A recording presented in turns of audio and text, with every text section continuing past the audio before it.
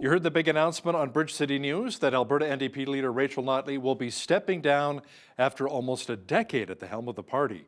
Now, she'll stay on until a successor is chosen following a leadership contest.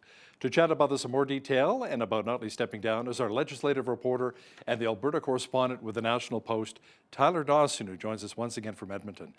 Tyler, many would argue that Notley's legacy would be the fact that Alberta is no longer just a one-party state, as in strictly conservative.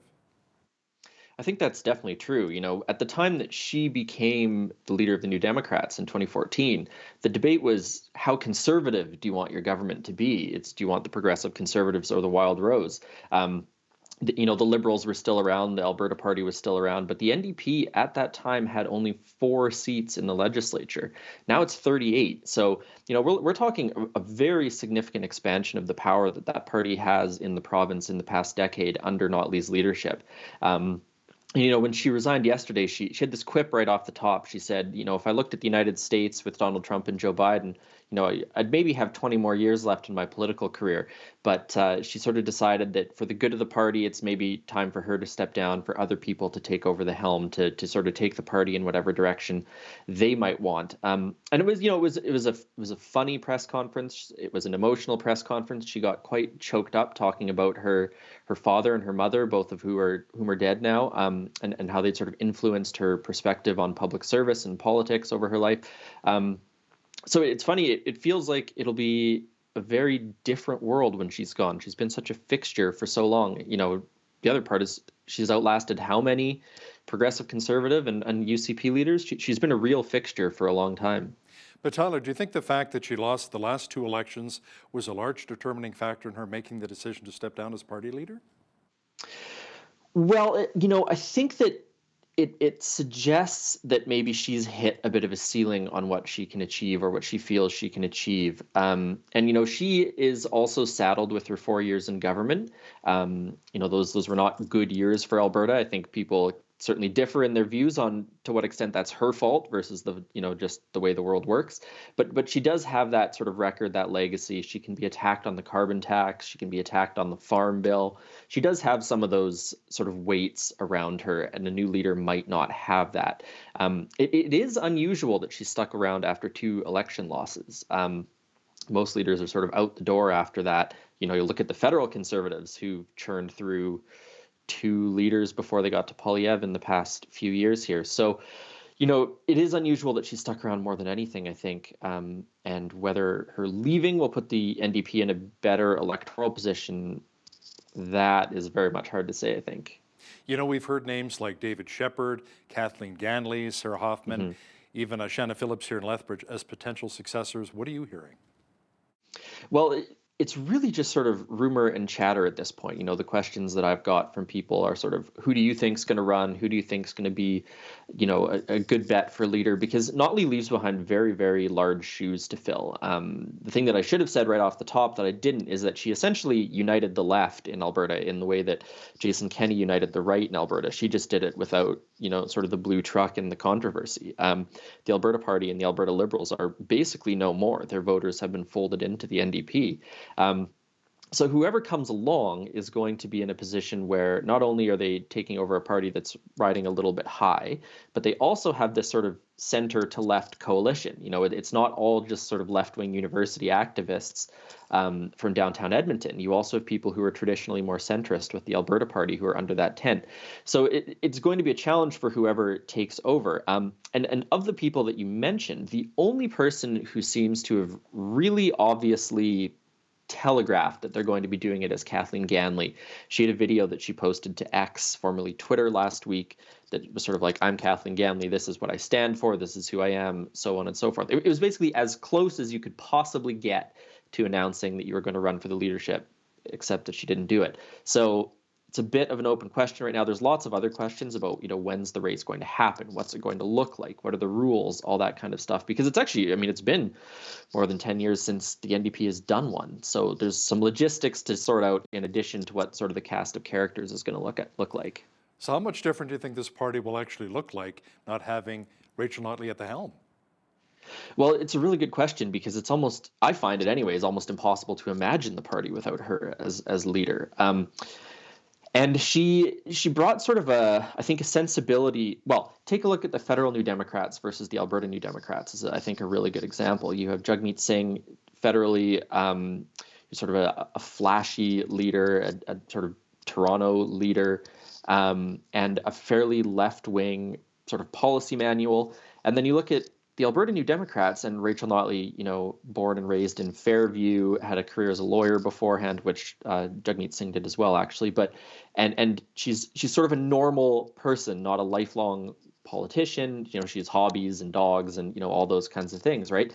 So her personality is, I think, more of a down to earth personality maybe than traditionally some other leaders of other parties have been. And so I think that personality and her sort of I don't know if it's insistence, but under her the party has stayed reasonably centrist, I think, in many ways.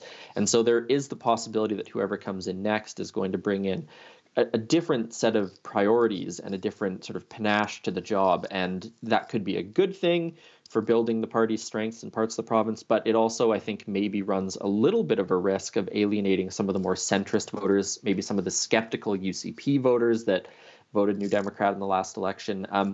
So there's the potential that the party could stay exactly the same. I mean, this is terrible political analysis. I was going to say the party could stay the same or it could totally change. But I think that's essentially where we're at now. We just don't know what some of those priorities might be for the folks who want to run it.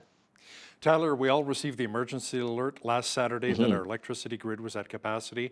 Alberta had to borrow from Saskatchewan to keep the lights on. And it turns out the issue was that 2 natural gas plants were not running at full capacity. Yeah, that's right. One was down, I think, for scheduled maintenance, and the other one was just sort of not running as it should, as things go wrong in the mechanical world, I suppose. But that's really the heart of the crisis. There's been a fair bit of talk about renewable energy and things like that, and how it may have contributed, or maybe it's unstable. And it is true that the renewables were not super helpful for parts of the crisis over the weekend. It was not particularly windy, for example, which meant that the wind farms weren't doing that much. And by the time the alert went out to all of our cell phones on Saturday night, it was dark, so we weren't getting any solar coming into the grid at that point either. And so when you look at the renewables versus the overwhelming amount of power provided is still natural gas. You can see where sort of the battle lines are drawn on this. The UCP has been quite critical of the Liberals' draft clean electricity regulations, which suggest the electricity grid is going to reach net zero by 2035. They now have the weekend to look at and go, hey, renewables weren't doing anything for us, and we ended up in a bit of trouble. So, we need more natural gas capacity, things like that. On the flip side, the New Democrats are able to say, look, we had tried to do a reform to the way the electricity market works, and that was scrapped in 2019 under Jason Kenney. If you'd stuck with our plan, maybe we wouldn't have been in this situation to begin with. So, the obvious immediate crisis is past unless we get another crazy cold spell here. But I think the political ramifications of this are going to continue. You can certainly see that in some of what Smith has said, some of what Premier Scott Moe in Saskatchewan have said. This is, I think, some ammunition for conservative Western provinces to put up more of a fight against what the Liberals want to do to the electricity market. We chatted with our utilities minister, Nathan Neudorf, as well. He says, Tyler, we simply can't rely solely on renewables, and that we need the natural gas and coal-fired plants to help generate electricity, especially when we hit minus 40 or below here. Now, Tyler, let's shift gears for just a moment. We've seen tent encampments in a number of cities across North America, including in Canada and in Calgary and Edmonton as well. Apparently, the encampments have become a major safety issue in our provincial capital. It appears as though the city and province are kind of butting heads a little over the issue. Yeah, I would certainly say they're jostling to try and figure out what they're going to do. It's easy for me to say that this is where all the focus has been because I'm in Edmonton, but I do think that what has happened in Edmonton in the last couple of weeks has really become sort of a microcosm of what other cities are struggling with, and you have to imagine that leaders in other cities are keeping an eye on what's happened here. The Coles notes the story is that prior to Christmas, there were 8 sort of high-risk encampments in the city. The city had proposed to shut them down. There was an immediate court challenge against that, saying basically, why are you kicking people out of what homes they have right before Christmas? Is there shelter capacity? All those debates. So what has happened in the last couple days, last 24 hours really, is that the courts sort of dismissed one of the lawsuits brought against the city to try and prevent this, saying basically that the folks bringing the court case forward didn't have legal standing to do so. So that's sort of set aside for a moment. The other thing is that the City of Edmonton City Council declared a state of emergency over housing and homelessness. Now, where there's been some butting of heads between the province and the city is whether or not this is performative, whether or not this does anything, what are the actual concrete steps that are going to be taken, and that is moving forward. The city, with assistance from the province, is sort of planning this transitional space, sort of a triage space for when encampments are shut down. You know, people can be brought there, they can be sorted into, you know, a housing stream or assistance through the police in some fashion, or if they have outstanding warrants, they could be arrested.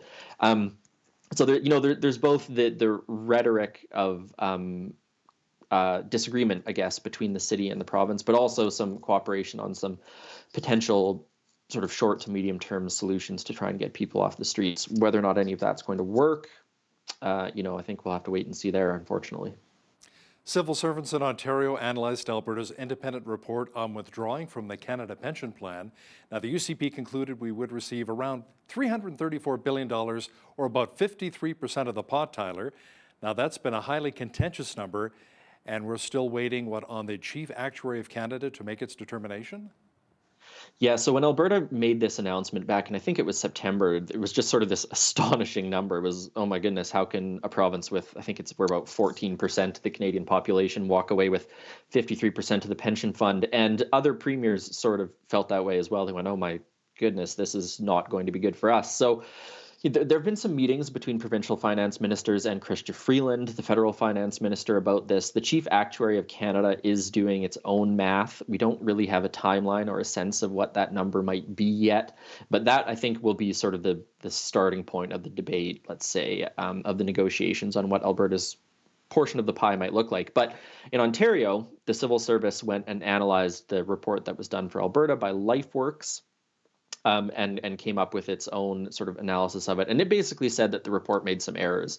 I don't think it put out a specific number of what the Ontario Civil Service thought Alberta's number should be, but it basically said that, look, there were some reforms to the pension plan in 1997, and there's all these sort of liabilities that exist for the pension plan in terms of payouts, people across provinces, things like that. And they didn't think that the Alberta analysis took those liabilities and those changes into consideration.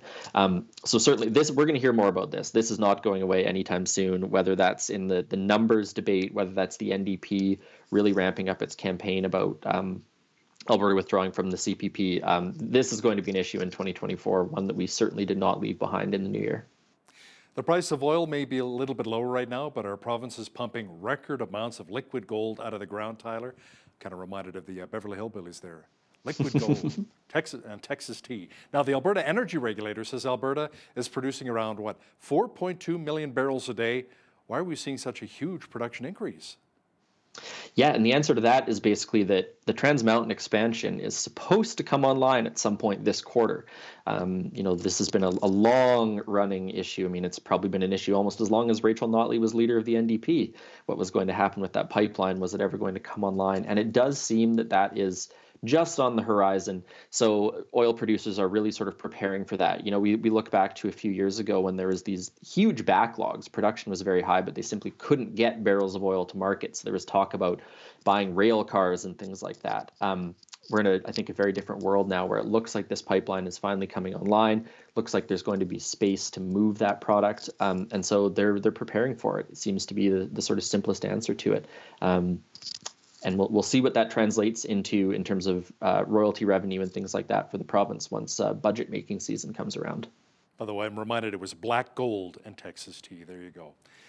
He's our legislative reporter and the Alberta correspondent with the National Post, Tyler Dawson. Thanks so much for joining us today from Edmonton. Thanks for having me, Hal.